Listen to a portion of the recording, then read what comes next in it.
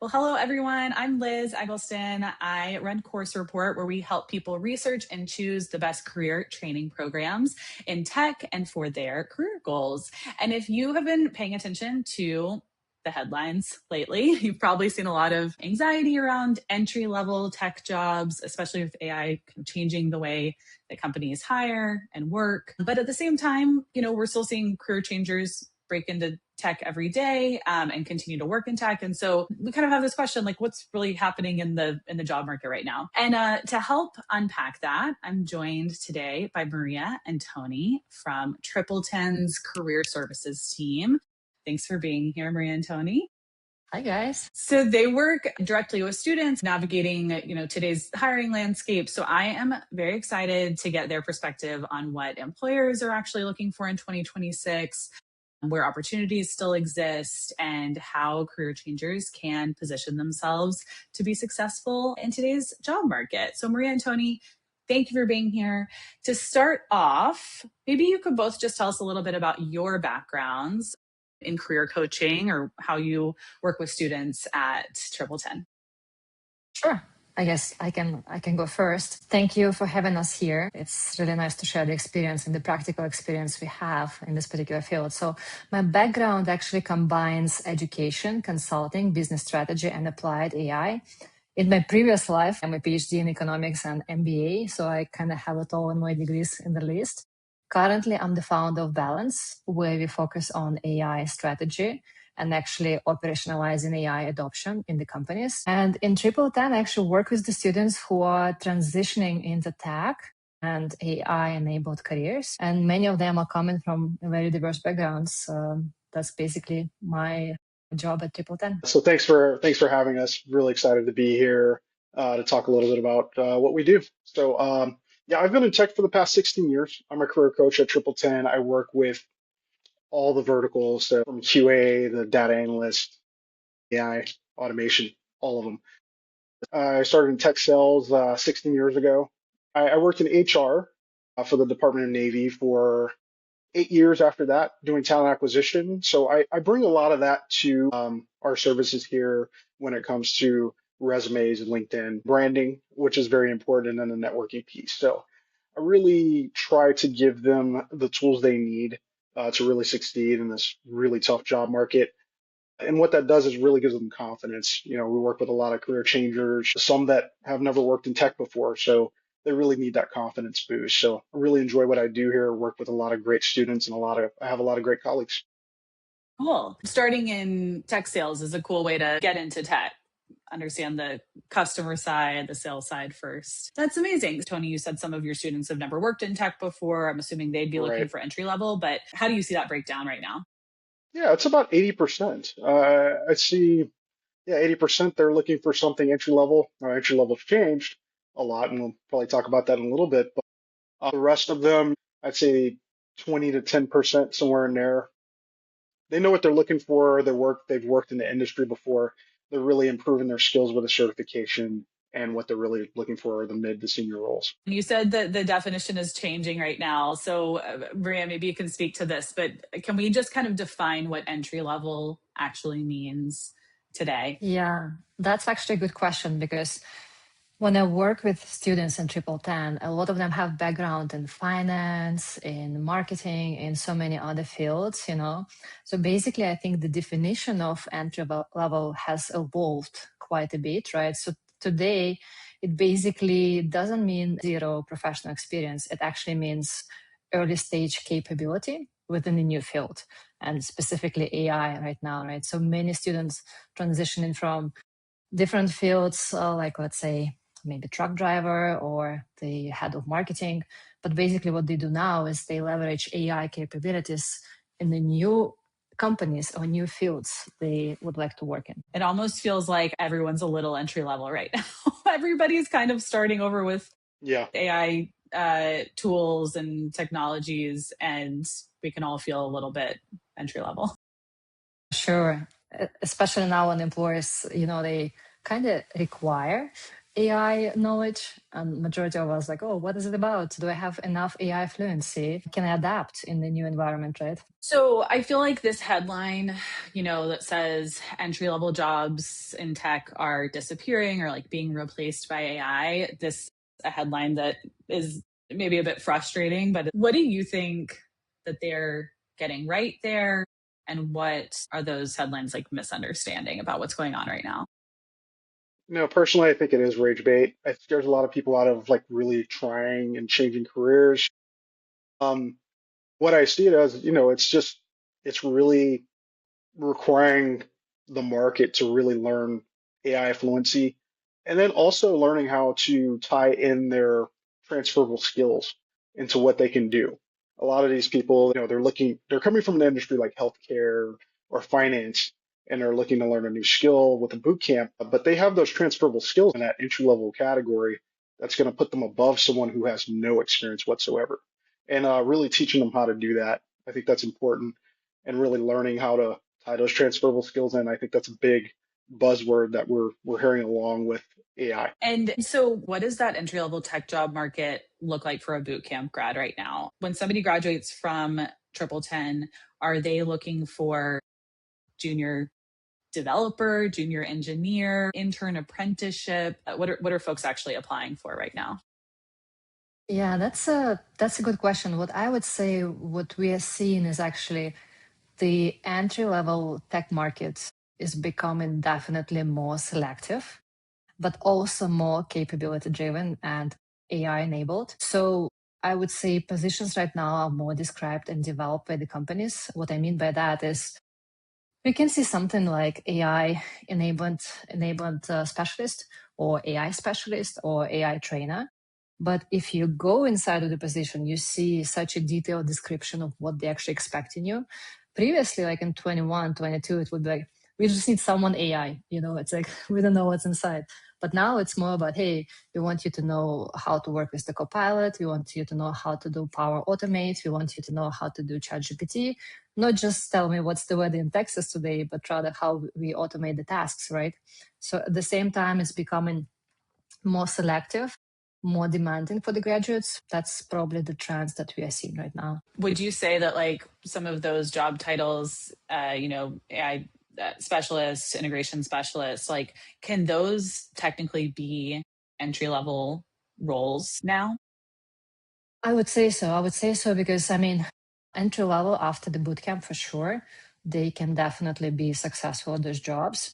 But when we say entry level, I envision someone who already has background in other fields like marketing, finance.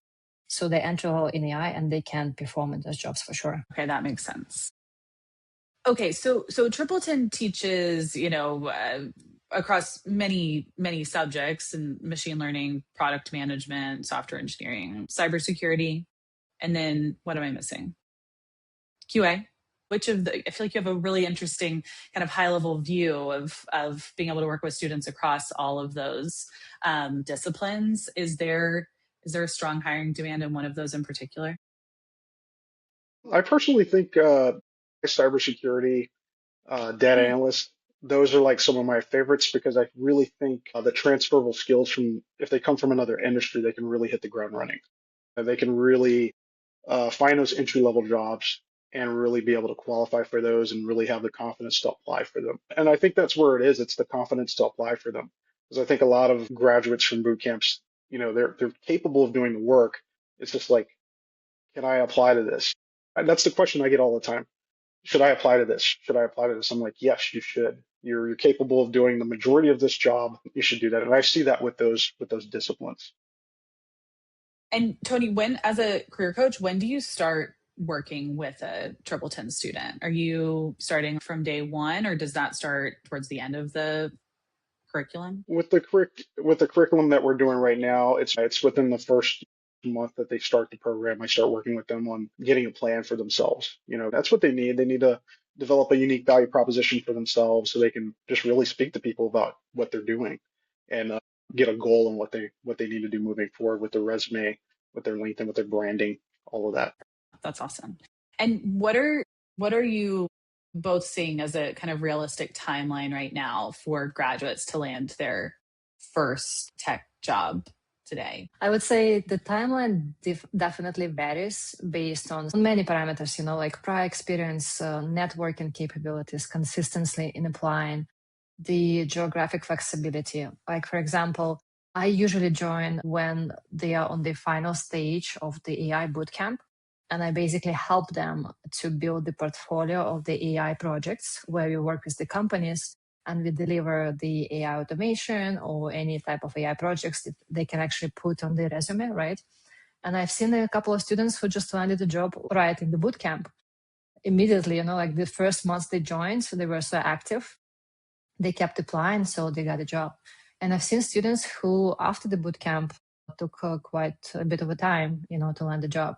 That's personally my experience, but maybe Tony can share more insights. Yeah, I think it really depends on the person, their experience, their willingness to really. I think a lot of the job market right now, it's not just about applying; it's about being creative. It's about working on your projects and making sure that people know that you have projects that you've worked on, and you know whether you're writing articles about it or you're showing people your GitHub. It's really a proactive journey, and I've seen it really pay off for some people even before they graduate. I've seen it, take quite a few months after. And our goal, my goal, is to really keep them motivated in that process and guide them through that, through the imposter syndrome, through the burnout. So yeah. I think that's a great point, focusing on those projects, talking about your projects, being like very vocal about your projects. Is there any other ways that career services is evolving in 2026 to kind of with the market demand? What I'm seeing is definitely a lot of AI at the workflow. So basically, a lot of screening of the candidates and resumes is done by AI initially. That's what I've been noticing, right? And at the same time, we're seeing a lot of resumes and CVs created by AI. So it's kind of AI screening AI, which is an interesting world we live in, So we will be interested to see what we had from that. To get around that, like, have you found a way to help your students kind of navigate through? I feel like everyone is facing this issue right now, and both sides. I think with where there can be a personal touch, I think that's with networking and really making sure that you're contacting the right people after you apply, going to the right networking events. That's what I tell people. It's like there's still this humanistic part of applying for jobs, and I think making sure that you utilize that is a great way. Being able to utilize the AI, but also being able to have that human touch, being able to talk to people about what you want to do, your goals, what you're doing. You meet people everywhere. You don't know where they work. You don't know how they can help refer you. So you don't know how they can help you out. So I think that's very important. Is Tripleton hosting like networking events or ways for the students to work together and network? Or is this something that you suggest people kind of get away from their computer, get out into their own city, their own community, and find those? We have workshops. We have a great networking workshop that I think is very beneficial. But I think with all the coaches, we challenge the students to get out there, and it's really like geographically, if you live in New York City or Los Angeles, twice a week, you could probably find a networking event for your industry, for your discipline that you're studying. But there's some people that live in these rural areas, and really finding how to network online through industry associations is where it's at. Where they can find mentors, where they can find conferences that they can kind of take a look at. Hey, do I want to invest in myself and do something like this? What they usually find is a lot of these associations, they have mentorship programs because they're working with people that are in the industry, want to help. They want to help out the students, the graduates. So, yeah. That's why we have to value our like entry level roles so that those people can actually like grow into senior and mentor the Right. next group. We can't get senior engineers without entry level engineers. So I like that you're still saying that. Okay, so networking projects, showing like that you can use AI tools in those projects. Those are all kind of the most effective job search tactics that you're seeing right now. That's cool. I hear instructors now saying like the demo days are so crazy because everybody's projects are just like so much more interesting and like you can actually build so much more now. I'm just curious if you're seeing that kind of I can actually trend similarly.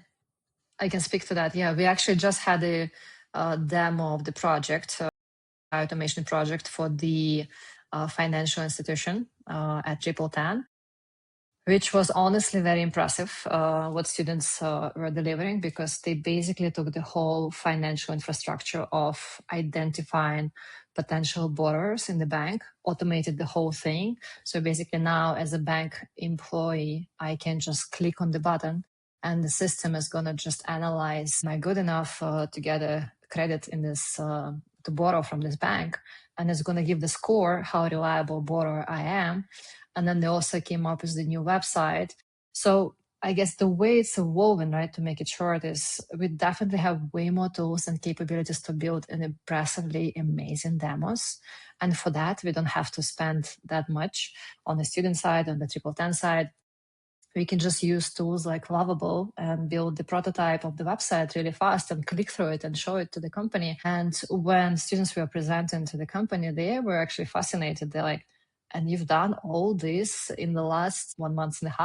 You should have seen their faces. They were fascinated how much that students can actually do and deliver by now to companies using the technologies. So I would say it's definitely evolving a lot.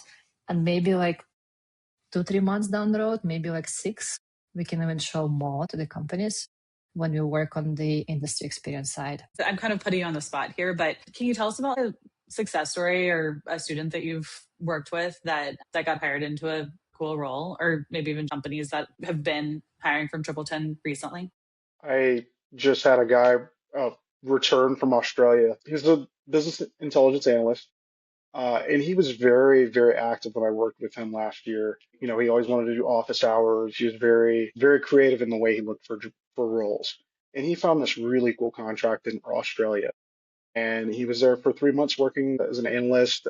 It was a success story, and I share it all the time with the other students that I work with. I'm like, hey, look, he did this. He got creative. He found a job. He got to travel for work. He has this on his resume. He's probably going to sign another contract with them and get to go back to Australia. But you know, for visa reasons, he needs to come back. But it was something I saw, and I was like, it's exactly what he wanted to do. He wanted to go work somewhere else abroad and have a great opportunity. So he was able to do that, but I think it was a lot of his you know his hustle and willingness to put things out there, his projects, to talk to network in different ways. It's like, I think it's such a incredible value to have a real person, a real career coach working with you to keep you accountable throughout the process. And the students that like really put a lot into it seem to get the most out of it. So it's really good advice. Yeah, and the other thing is from the AI industry experience, basically what we do a lot is we make sure that students build those experience early on. And I had actually a student who on the 3rd month in the boot camp landed a job in a huge corporation. And I was like, how did you actually do that, right? What skills let you do that? Because you're just halfway through the program, but you already have the job. And he said that, yes, he actually did his due diligence and he did a lot of networking himself. But then the projects that he was able to build already in 3 months in Triple Ten actually helped him to sound even more credible for the company he was applying to. So when he spoke about his AI projects, they immediately said, you know what, hop on, we want you on board. Is there anything that you would tell a student to like not waste their time with right now? I'm thinking like there have been kind of, job search trends over the years, LinkedIn auto apply, and even using like some AI tools to auto apply and send out as many resumes as you can. What is just not working right now? Quantity over quality. Yeah. It stopped working a long time ago, and I think I've had students that will apply. Oh, I applied to 200 jobs in a week. And I'm like, that's not good. It sounds good until you start getting the rejection. It's better to have some quality and really spread it out. So I think mass applying does not work. It really doesn't work at all. Yeah, and I would say to build on what Tony is saying, do not hide behind AI. It's like sometimes I can see we have this tech mock interviews, which I was part of at Triple Ten. And sometimes I could see that people actually type it in Chat GPT or Claude Code something, right? And I'm like, you know what? you know it all yourself, and then you don't have to hide behind the AI. Just go confidently and talk what you learned, right? Build those relationships actually early on, and don't be scared that you're going to just say something wrong. Something is not like flying in the eye. It's okay, as long as you can actually talk to people and can see people and build relationships. That's another one for sure. That's great advice. And Tony, you mentioned, the rejection for a career changer who's feeling like very maybe just exhausted by the search. What advice do you have for folks that are trying to stay motivated and avoid burnout right now? I'd say diversify your efforts because I think a lot of people have been there. They're just applying to jobs, and it can be hard sometimes. Maybe the companies you really or the positions you really want are not really available right now. But what they should be doing is building their skills, networking, preparing for interviews. I think it is really something because it could happen like that. You can get called for an interview, and if you don't practice interviews, it's very difficult to pass those. You got to practice, practice, practice. So I really tell everybody that I work with to really diversify their efforts and just continue to build their portfolios. If it takes 5 months to get a job and you haven't touched what you learned in 5 months, you go to a tech interview, it's going to be very difficult to get that job. So they should be working on projects, building their skills. They just need to diversify their efforts. And finally, what makes you both the most optimistic about the future for a career changer right now who's entering tech, entering the AI world, machine learning, data analytics? I feel like there's some pessimism in the headlines right now, but what makes you optimistic for entry level jobs? For me personally, I am really excited. I feel that we live in such a tremendous time of the unique opportunities. Now anyone can become anything. Let's put it this way, right? So I'm just remembering my corporate times in PricewaterhouseCoopers, my previous career, and it's like all the tools that we have right now, they're making lives so much easier and performing the job and work so much faster. And what's even more exciting and makes me even more optimistic is that technology is actually lowering the barriers to learn and create the opportunities for yourself way faster than it's used to be. So pretty much now I can build such valuable skills and portfolios and professional visibility. If previously it would take me 6 months to a year, now I can do it way faster. I can do it in 2-3 months if needed. So it's basically up to me now how I can use this technology to become a better version of myself, right? And that's the most exciting piece for me personally. Yeah. I think for me, it's access to the technology. We have access to it. There's a lot of people that I work with that are older and they're like, I love this time because I can catch up. I can catch up with AI. It's new enough to where I'm not so far behind. Before you would have to go to university to learn a lot of this stuff or spend 4 years and then spend 2 years before you even get to the good stuff.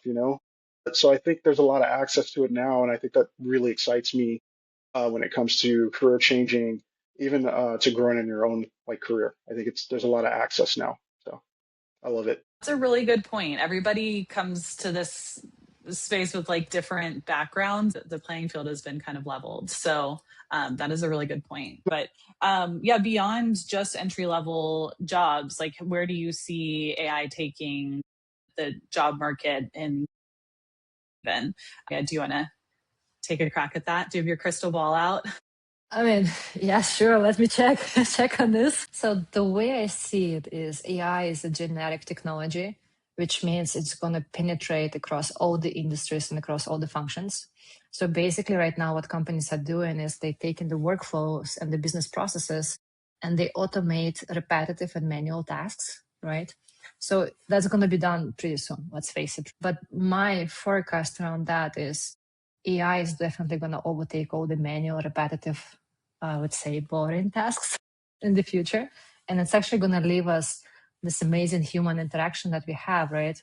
And the skill that is actually not going to be by any means taken by AI is actually ability to build relationships, to communicate with people. Now it's actually coming to that place where everyone wants to see a real person and what I can say as a human, not as a chat GPT or Claude behind me. And that's where I feel we're heading is that majority of the tasks that can be automated will be. My forecast in 3 to 5 years, maybe even faster. then we're going to have a lot of exciting companies and startups like AI doctors, AI lawyers, AI friends, AI psychologists, and all those things, right? And for other jobs, I think what we are seeing is actually going to be more the value comes to human interaction. And that's where we should build on as we can right now. That's my take, what I'm seeing at least. I think there's a lot of fear in the beginning, but learning how to use it, learning how to work with it, learning how to automate workflows, it's going to make our lives easier. Where I think over the past 10 years, we've gotten to the place where there's just so much work to get to more work, to more work, to more work. And what we really want is that human interaction. I think I agree with you, Maria. I think it's going to give us more time to do that and less of doing the menial tasks that takes away from that. I can't help but think about like the role of a career coach. There are parts of it that you can automate. Still, I do think that one of the most valuable things you can get from a boot camp is that human interaction, like with an instructor, with a real career coach, with someone who is actually working with you through the career change. I'm glad that Triple Ten still values the role of a real career coach. Well, I think this is the perfect place to wrap up. So, Maria and Tony, thank you so much, both of you, for taking the time to share your perspective with us. I think anyone would be very lucky to have either of you working with them in their corner as they're making a career change. So, thanks for joining, and thank you to everyone for watching. If you want to learn more about Triple Ten, explore their programs, you can check out their profile on Course Report. We've got hundreds of reviews from alumni who have been through it. We will see you on the next one. Bye. Thank you so much. Bye.